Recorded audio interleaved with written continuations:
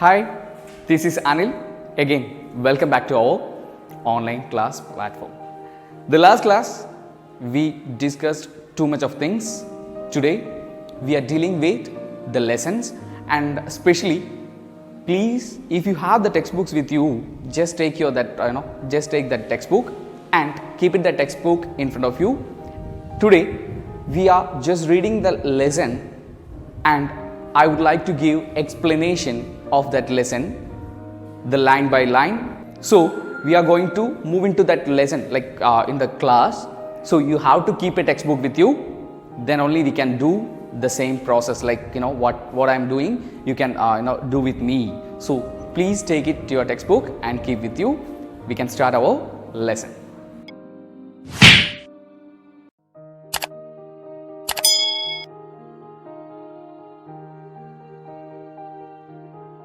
So the first stanza, I heard 1,000 blended notes, while in a grove I sat reclined in that sweet mood when pleasant thoughts bring sad thoughts to the mind.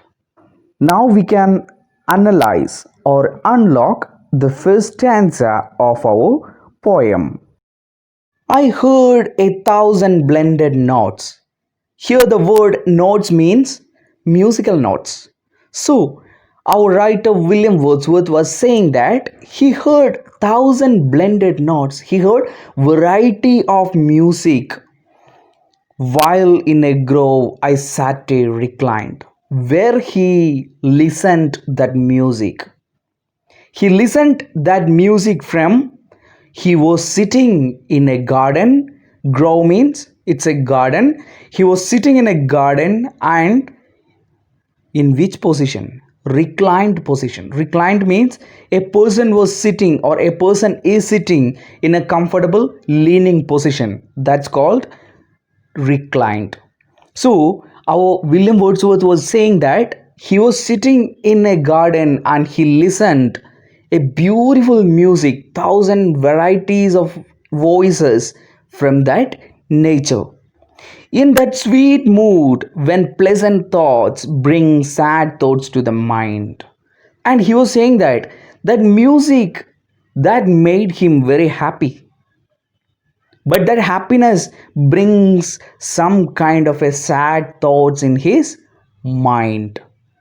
So he was very much happy, but at the same moment some kind of a sadness came into his mind. So in the first quatrain, Wordsworth looks at nature, and through his views sad thoughts come to his mind. Here he expresses his convictions in that knowledge of reality is reached through emotions and intuitions that nature generates at being observed by man. Being nature, the real representation of reality and godliness as well. So ഫസ്റ്റത്തെ സ്റ്റാൻസയിൽ William വൂഡ്സ്വർത്ത് എന്ന് പറയുന്ന എഴുത്തുകാരൻ പറയുന്നത് അദ്ദേഹത്തിൻ്റെ ഒരു experience ആണെന്ന് തന്നെ നമുക്ക് പറയാൻ വേണ്ടി കഴിയും. അതിൻ്റെ കാരണം മറ്റൊന്നുമല്ല, വില്യം വേർഡ്സ്വർത്തിൻ്റെ ഈ കവിതയുടെ തുടക്കം തന്നെ അങ്ങനെയാണ്. അദ്ദേഹം പറയുന്നത് അദ്ദേഹം ഒരു ഗ്രോവ് എന്ന് പറഞ്ഞിട്ടുണ്ടെങ്കിൽ ഒരു ഉദ്യാനത്തിലിരിക്കുന്ന സമയത്ത് സാറ്റ് റിക്ലൈൻഡ് എന്നാണ് പറഞ്ഞത്. റിക്ലൈൻഡ് എന്ന് പറഞ്ഞിട്ടുണ്ടെങ്കിൽ നമ്മൾ ഒരു ചാരി കസേരയിലൊക്കെ വളരെ കംഫർട്ടബിളായി ചാരി ഇരിക്കുന്ന പോലെയായിരുന്നു അദ്ദേഹം ഇരുന്നത്. സാറ്റേ എന്ന് പറയുന്ന SATE, സാറ്റേ എന്ന് പറയുന്ന വാക്ക് ഇവിടെ ഒരു പഴയ ഇംഗ്ലീഷ് അല്ലെങ്കിൽ ഓൾഡ് ഇംഗ്ലീഷിൻ്റെ ഒരു വാക്കാണ്. നമ്മളുടെ പുതിയ ഇംഗ്ലീഷിലേക്ക് വരുമ്പോൾ, മോഡേൺ ഇംഗ്ലീഷിലേക്ക് വരുമ്പോൾ സാറ്റ് എന്ന് പറയുന്ന വാക്കുമായിട്ടാണത് യോജിച്ചു പോകുന്നത്. സോ അദ്ദേഹം പറയുന്നത് അദ്ദേഹം ഒരു ഉദ്യാനത്തിലിരിക്കുന്ന സമയത്ത് 1,000 ബ്ലെൻഡഡ് നോട്ട്സ്, അതായത് പ്രകൃതിയുടെ വിവിധ തരത്തിലുള്ള ശബ്ദങ്ങളിലൂടെ ഒരു സംഗീതം അദ്ദേഹത്തിന് കേൾക്കാൻ വേണ്ടി കഴിഞ്ഞു. ആ സംഗീതം അദ്ദേഹത്തിൻ്റെ ഉള്ളിൽ ഒരു സന്തോഷം നിറച്ചു. ആ സന്തോഷം ഇങ്ങനെ നിറഞ്ഞു നിൽക്കുന്ന സമയത്ത് അദ്ദേഹത്തിന് ഉണ്ടായിട്ടുള്ള അല്ലെങ്കിൽ അദ്ദേഹത്തിൻ്റെ ജീവിതത്തിലെ കുറച്ച് സങ്കടങ്ങൾ അദ്ദേഹത്തിൻ്റെ മനസ്സിലേക്ക് കയറി വന്നു. നമ്മളാണെങ്കിലും വളരെ സന്തോഷവാന്മാരായിരിക്കുന്ന സമയങ്ങളിൽ ചിലപ്പോഴൊക്കെ ഇതൊക്കെ മിസ്സായി പോയല്ലോ എന്ന് നമുക്ക് ചില സമയങ്ങളിലൊക്കെ തോന്നാറുണ്ട്. ഒരു മിസ്സിങ് ഫീലിംഗ് അല്ലെങ്കിൽ അത് തെറ്റായി പോയല്ലോ എന്നൊരു സങ്കടം തോന്നാറുണ്ട്. അല്ലെങ്കിൽ അത് കിട്ടിയില്ലല്ലോ എന്നൊരു സങ്കടം തോന്നാറുണ്ട്. അത് തന്നെയാണ് അദ്ദേഹം പറയുന്നത്. അദ്ദേഹത്തിൻ്റെ ജീവിതത്തിലെ അല്ലെങ്കിൽ അദ്ദേഹത്തിൻ്റെ ജീവിതത്തിലുണ്ടായിട്ടുള്ള കുറച്ച് സങ്കടങ്ങൾ അദ്ദേഹത്തിൻ്റെ ഉള്ളിലേക്ക് ആ ഒരു സന്തോഷം നിറഞ്ഞ ആ ഒരു നിമിഷത്തിൽ കയറി വന്നു എന്നാണ് അദ്ദേഹം ഈ കവിതയുടെ ആദ്യത്തെ സ്റ്റാൻസയിൽ പറയുന്നത്.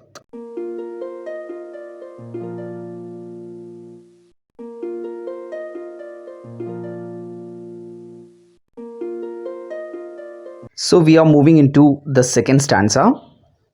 To her fair works did nature link the human soul that through me ran, and much it grieved my heart to think what man has made of man. Are you ready for unlocking and analyzing the second stanza? Shall we move? In the second stanza, our poet William Wordsworth, he uses a figure of speech called personification. Personification means a lifeless thing comparing with a living thing. Here, he used a word called her. That means he was just comparing our nature with a human soul or human beings. That's why I said he used a poetic device, personification. So in the lines, to her fair works did nature link the human soul that through me ran.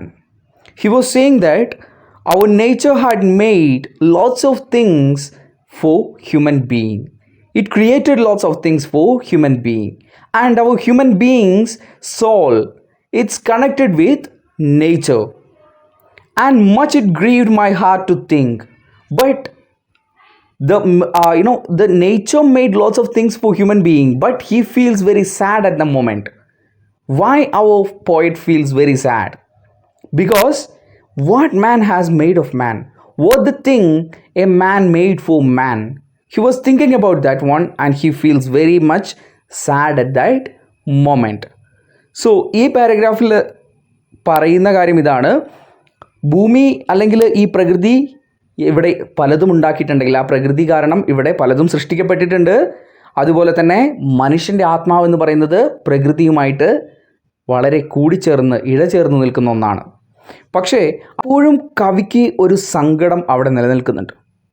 അദ്ദേഹം ചോദിക്കുന്ന ചോദ്യം ഇതാണ്, what man has made of a man? മനുഷ്യൻ എന്താണ് മനുഷ്യന് വേണ്ടി ഉണ്ടാക്കിയിട്ടുള്ളത്? പ്രകൃതി മനുഷ്യന് വേണ്ടി പലതും സൃഷ്ടിച്ചിട്ടുണ്ട്, ഇവിടെ പലതും നൽകിയിട്ടുണ്ട്. പക്ഷെ മനുഷ്യന് വേണ്ടി എന്ത് നിർമ്മിക്കാൻ കഴിഞ്ഞു? ഈ കാര്യത്തെക്കുറിച്ച് ചിന്തിച്ചുകൊണ്ട്, അല്ലെങ്കിൽ മനുഷ്യൻ്റെ ആ ഒരു സെൽഫിഷ് ആയിട്ടുള്ള തോട്ടുകളെക്കുറിച്ച് ചിന്തിച്ചുകൊണ്ടാണ് അദ്ദേഹത്തിൻ്റെ ഉള്ളിൽ ആ സങ്കടം ഉണ്ടായി വരുന്നത് എന്നുകൂടി ഈ സ്റ്റാൻസയിൽ നമ്മളുടെ കവി വില്യം വേർഡ്സ്വർത്ത് പറയുന്നുണ്ട്. In the second stanza, the poet uses a figure of speech called personification, by which he gives nature the ability to create at her will elements, what he calls her fireworks, and make the human soul that lives in the poet feel linked with them. This is a way of humanizing nature by giving her the feature of being a creator, which could be seen as an attribution to the nature of the concept of God, understood as that who performs reality at his own will. In the third and fourth verses, the poet expresses the affliction this knowledge causes to his soul, and he wonders about the direction taken by mankind, as he does again at the end of the poem. I hope that you guys understood these two stanzas, what we explained today. Dear students, I hope that you guys understood whatever the things we just explained in the last class, like in the period of time. So if you have any kind of a doubts, you can clarify with me, and always I'm ready to help you. So if you have any kind of a doubt, you just call me or text me. I can be with you always. Okay, so this is Anil Levi signing off.